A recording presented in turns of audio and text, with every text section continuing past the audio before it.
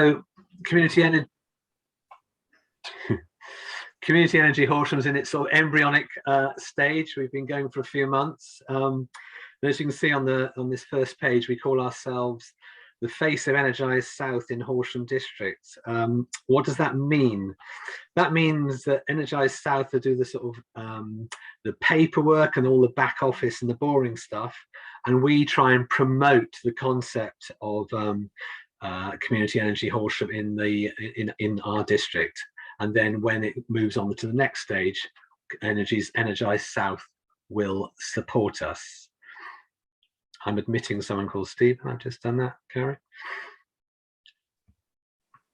Just trying to go to the next slide, but I'm failing to do that. Right. Okay, so Community Energy Horsham, why? What's it about? So there's the objective for us. We're trying to increase the amount of PV solar on medium or large sized roofs in Horsham District. And there's a list of 4 benefits there. There's a benefit to the roof owner because it's going to be free solar panels and free installation, so no cost to the roof owner. The benefit to the electricity user, which might be the roof owner or might be somebody leasing it, but the person who's paying the bills will have reduced cost electricity. Benefit to the community, it's an opportunity to invest in the solar panels and get a return on your investment. So that's why the solar panels are free to the roof owner, because it's the community that purchases panels. And then the benefit for the planet, reduced use of electricity from gas-fired power stations, so less CO2, so a good idea. So our presentation is going to cover these points, yeah, there they are. I'll move on. So what is community energy? So here's a list of what the community energy family has put together to understand what the benefits are, what they hope the benefits are. I'll let you read through them, but hopefully Community Energy Horsham will meet some of those. And if you think that energy is in the news today, or where our energy comes from is in the news, or even energy prices are in the news, then perhaps communities being involved in energy will become increasingly important. So community energy is partially owned by the local community. It's bringing people from the community into understanding and helping generate and own electricity, or the production of electricity. It helps in the transition to zero carbon energy system, and it initiates behavior change as more people understand how this all works. So that's the broader overview of what community energy is trying to do. But when you go into the detail, we look at this slide. So basically it needs owners of roofs who are willing to have a long-term lease of their roof space to somebody else, to Community Energy Horsham, and for that, therefore, the community to own those panels. The panels, as I said, are installed free, and the maintenance is free for the term of the lease, which is typically 25 years. Projects can only work if you see those 3 points there that can be fulfilled. So they need to be able to offer discounted electricity to the building owner. That's why he's going to be interested. They need to pay a small amount of interest to the community energy investors, the people who've put the money in to allow the solar panels to go on the roof. And you need to create a small surplus of money, typically, which will support a community energy net zero fund, which will help other projects in the future. So that's the concept. The project has to allow 1, 2, and 3 to take place. So that means we're not doing small houses. We're doing probably south, southwest, or southeast faced pitched roofs, which are tennis court sized or bigger, and they've got an annual electricity usage of more than 70,000 kilowatt hours a year. And we need them to use a significant portion of their electricity in the daytime, i.e. when we've got some sun. We can also do this on flat roofs, and the only difference is we'll probably need a double tennis court sized roof because of the shading you get from one panel to another on a flat roof. And there's a nice picture of the UK on the right there, and that's just there to remind you, or to tell you, the only reason really this can work is because there's a lot of co-ops all around the UK who are doing this. who know how to do it, who've got a lot of experience. And so that's why somebody like Community Energy Horsham can consider doing this, because there's a lot of people already doing it. Just want to talk to you about the different people, different organisations that allow us to consider doing this. There's us, Community Energy Horsham. Behind that, there's the cooperative Energise South, who are based in Hastings. And then behind them, there's a network of community energy cooperatives, and that's called Energy for All. And because those three things exist, it means it's all possible. I'll talk you through those. And there they are. So there's Community Energy Horsham at the top. Our aim is really to try and find sites where Energise South can put solar panels. We'll attend meetings and act as a local point of contact from the beginning and throughout a project until the solar installation starts going in. We'll promote the share offer, the way that local people can invest in the scheme locally, and the aim is to perhaps get 20% local participation. But interestingly, getting the investment for these solar panel schemes is never the thing that holds them up. That's generally very easy to find people either locally or further afield who want to invest. And Community Energy South will talk to local press and try and let people understand what's happening. Energise South, who are based in Hastings, they run the paperwork elements. They know what they're doing. They've got experience doing this. They will do the initial feasibility studies, and they'll interact with the solar installer and organise installation.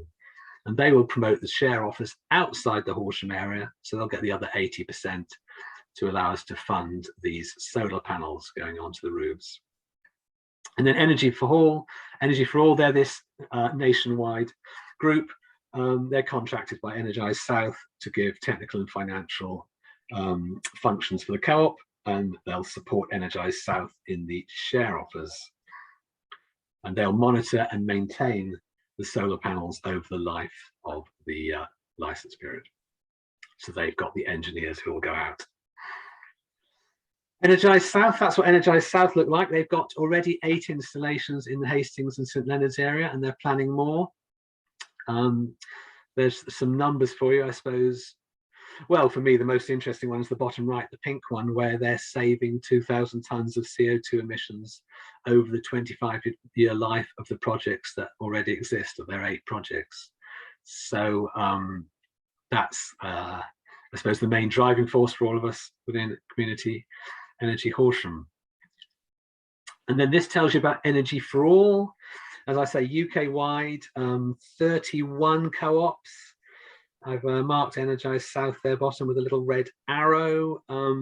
Strangely, at number 21, there's the Marks and Spencer's Energy Society. I don't quite know what that is, but interesting if they're involved. And there on the left, you can see Energy for All's numbers. £80 million raised for these different energy schemes, solar and wind. They've got 23 staff, and they've got 16,500 investing members who've invested in solar panel or hydro schemes across the UK.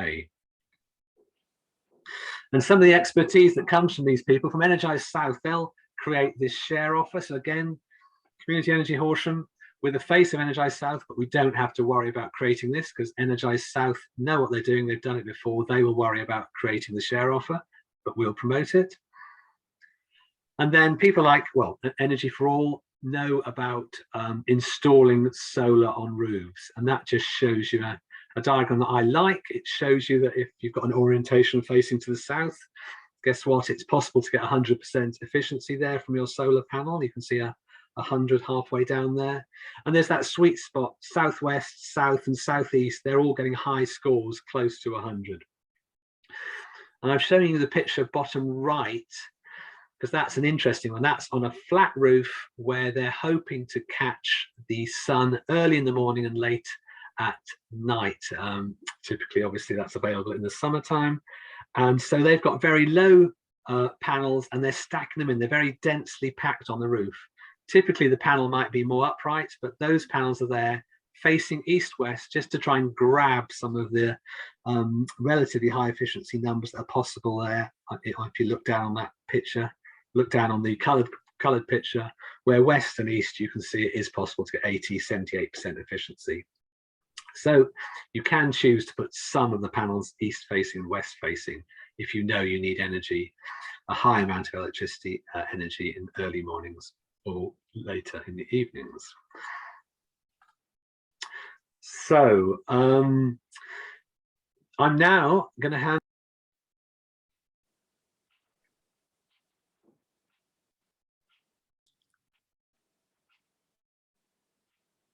and I'm handing over to Alison. Hello. Hello. Can you hear me? Because I lost Mark at the end of that. Yeah, can hear you. Can hear you. Okay. So sorry, that was my fault. I was trying to let Mr. Couchman in, and I muted Mark instead. Easily confusing. Yes. Okay. So this is a second section which we're looking particularly at what we can offer Horsham District, including what we can offer Horsham District Council, because Horsham District Council does have quite a lot of roofs that might be appropriate, but by no means limited to Horsham District Council. We are separate, and we are looking for roofs where we can find them.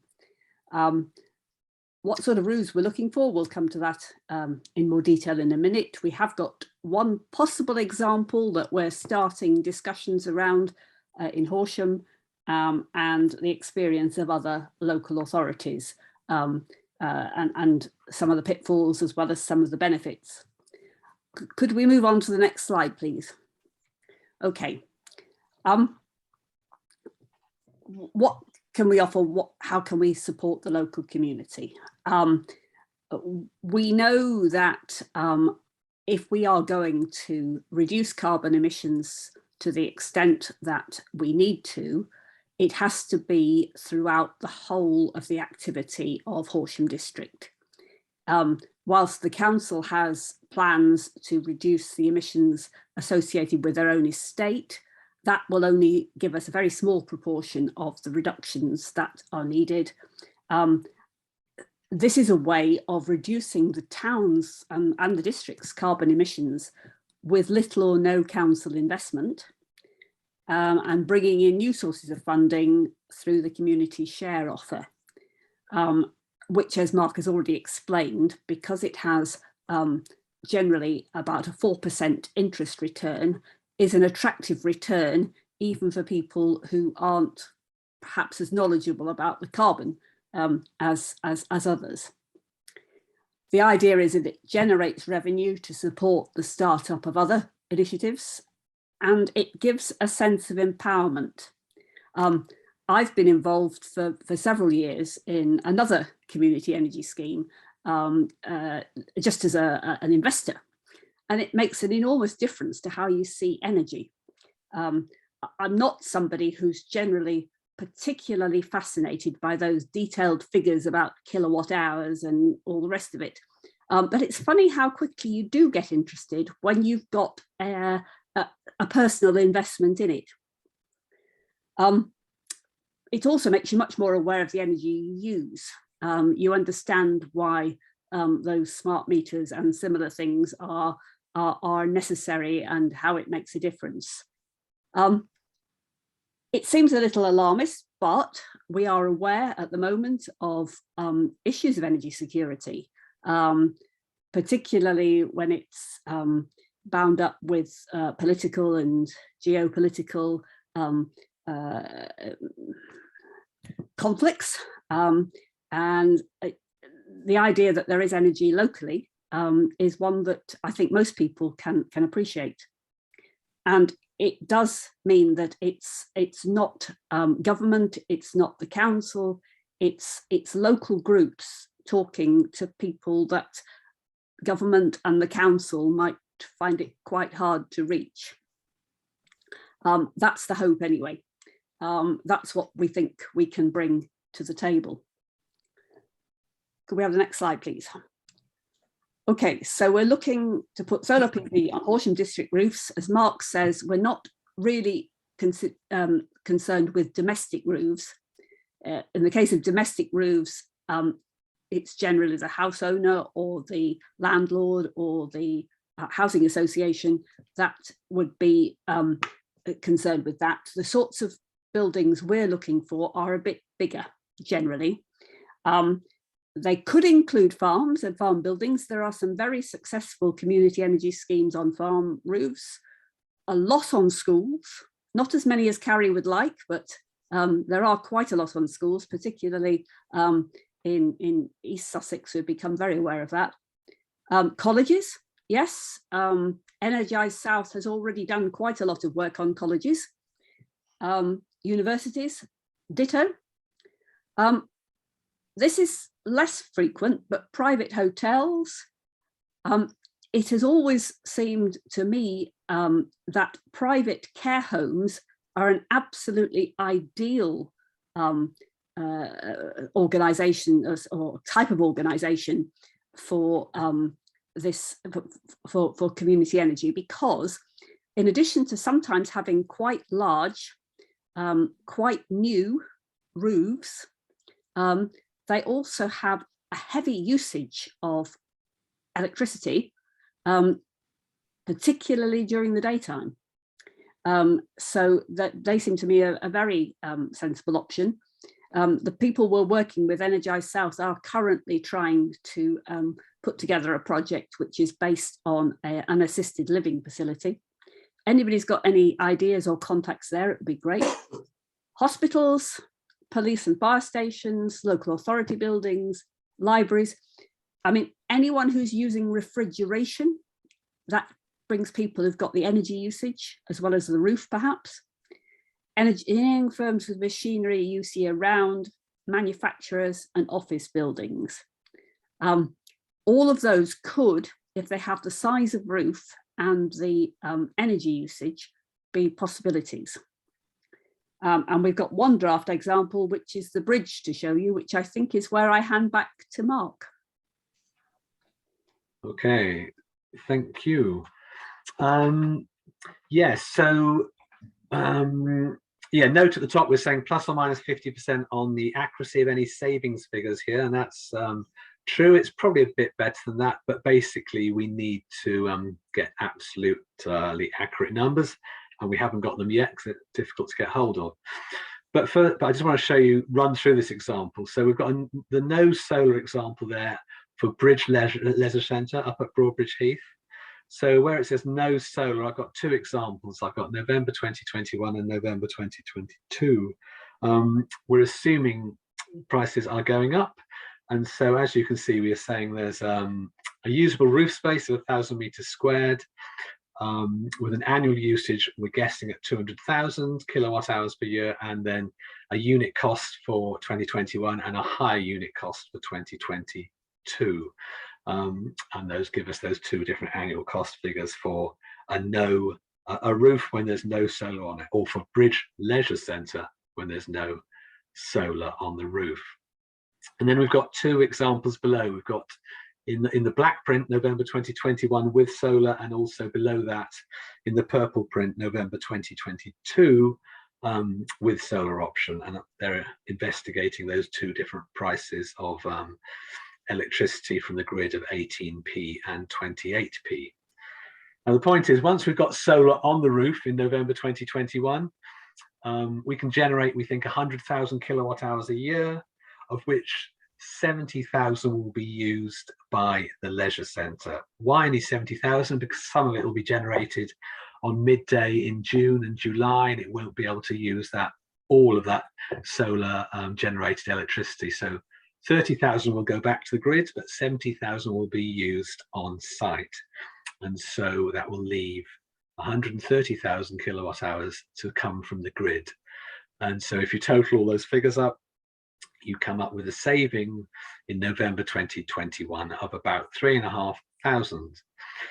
But of course, we know prices are going up. We don't know how far they're going to go, but we're happy to predict that there'll be a price rise up to 28p, from 18p to 28p.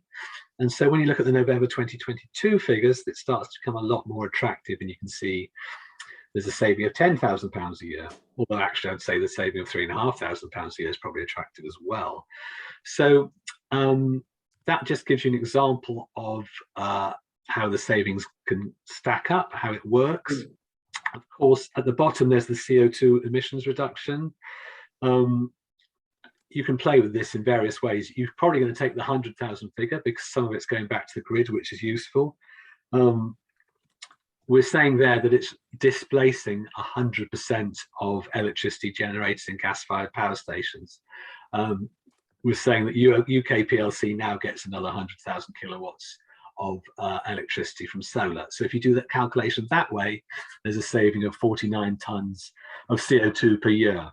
You might have to play with the figures and decide it's not quite 49 tons a year, because some of our electricity that's used at the bridge does now come from wind, etc. But it'll be a saving of between 25 and 49 tons a year of CO2 will be possible. So worth having, I think. I'll just show you the next slide. That we need accurate figures up there, and we are getting some more information from the district council, which is great. They've been cooperative. We do now know that the annual usage figure is probably almost double the 200,000. So that's very attractive for running our calculations through. And the 18p unit is about right. The 18p cost is about right. So therefore, it starts to become perhaps very interesting financially. And then, of course, we need as much solar as we can get. So the thought is there's the Horsham indoor bowls next to it. You can put solar there. It's also owned by Horsham District Council. And you could private wire. You could have a wire that goes from the roof of the bowls to the bridge, taking all the solar generated electricity from the Bowls Club to the bridge, and therefore make everything even more attractive again, because you'll have more solar electricity available for the bridge. So if everything comes together, you can create some pretty attractive savings and also some worthwhile and significant CO2 reductions. So that's where we are with that one case study that we sort of pushed through to understand. I'm going to hand back to Alison now. One of the things we have done is to begin talking to Horsham District Council, and we have had an initial meeting and we have another meeting early next month, because obviously in this case, in the case of the bridge, Horsham District Council owns the building. It is leased out to people and places, so it's not run by Horsham District Council. So it's one of those situations where the council owns the roof, but the people using the electricity would be the tenant. And that introduces further complications. Somehow or other, in a lot of situations, the attitude of the local council makes a difference. And we are, as we have explained to them, that identifying the sweet spot that intersects the community and council-led approaches to local energy is crucial. Different councils have different approaches. Horsham's approach is an interesting one, but what we've tried to do is to suggest to them that there are different ways of councils being involved. And I'm wondering, could you go on to the next slide, please, Mark? Okay. There have been situations where councils have got very much involved, and in some cases have had their fingers burnt. There have been a couple of, well, several very clear cases of this. And one of the councils that has got very much involved, was very much in the lead, was Bristol City Council, which positioned itself as a facilitator. It was set up to look at the council's own activity on its own estate, but it worked with the Bristol Energy Network. Bristol has had a very lively community energy scheme for quite a long time. The other organisation I'm involved with is in Cornwall. There's something about the West Country that they have actually, in some cases, led the way. More sun. For example, Bristol Energy Cooperative developed a whole solar farm on land leased from Bristol City Council. So councils can help them with a bridging loan, which is now being paid back. And Bristol City Council also hosts community-owned solar installations on its rooftops. It's brought benefits, but as I say, it has got risks. For example, Bristol City Council went on to set up Bristol Energy to offer 100% renewable energy, but this has now been sold with quite a lot of problems attached.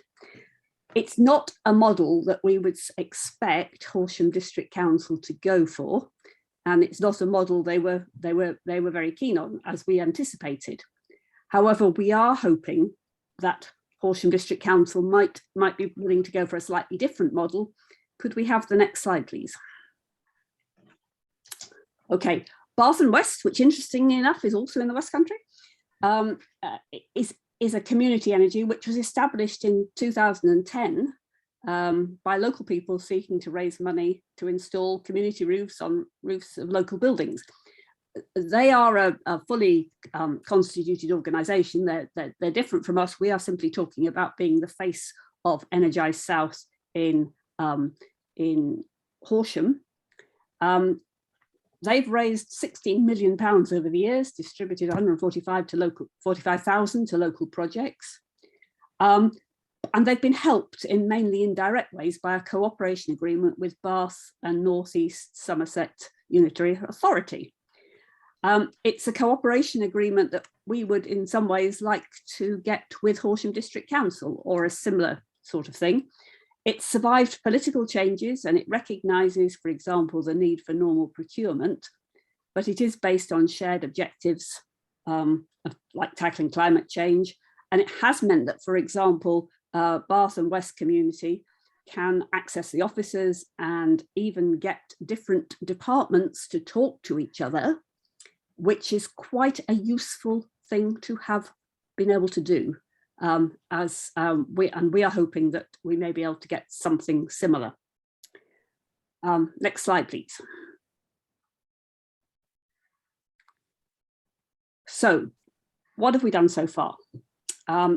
This whole idea came out of a Sussex Green Ideas presentation last year, when Kate Meakin of Energise South came to talk to us and explained the particular way in which they work and that she thought we could work. Since then, a group of 8 of us have identified some possible roofs in Horsham District and are in discussion with the owners, such as Horsham District Council. We're supported by the expertise of Energise South and Energy for All. We are very aware that we can't answer all the questions. We can't yet answer perhaps the majority of the questions, but we do know people who can. And what we are doing is, as we are getting questions that we can't answer, some of which we may get tonight, we can go back and ask. I think we've learned quite a lot in the last few months, but we obviously are on a learning journey, getting to grips with the detail.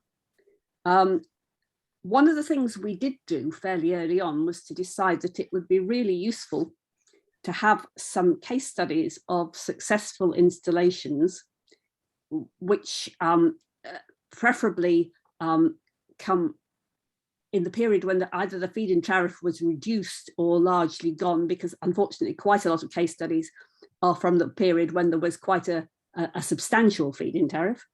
But we have, with Energise South, in fact, largely Energise South have taken this on because they thought it was a good idea too. We've produced a number of case studies which can explain the benefits of community energy. And we're very hopeful that within the next couple of weeks, they will be finalised and we'll be able to start sharing them and also have some available as posters. We are in the process of developing the Community Energy Horsham webpage, which is part of the Energise South website, but it gives us a web presence. And we are in the process of having a partnership agreement for what we do and what they do. Not bad for a few months' work, but obviously there's still quite a way to go. Mark, do you want to add anything to that, apart from the email address, which is there. Yeah. If anybody, no, I think yeah. We're just very happy to hear from people if they've got any ideas about roofs, especially. We can obviously have questions, but people who've got ideas of roofs that are of a suitable size, yeah, we're interested.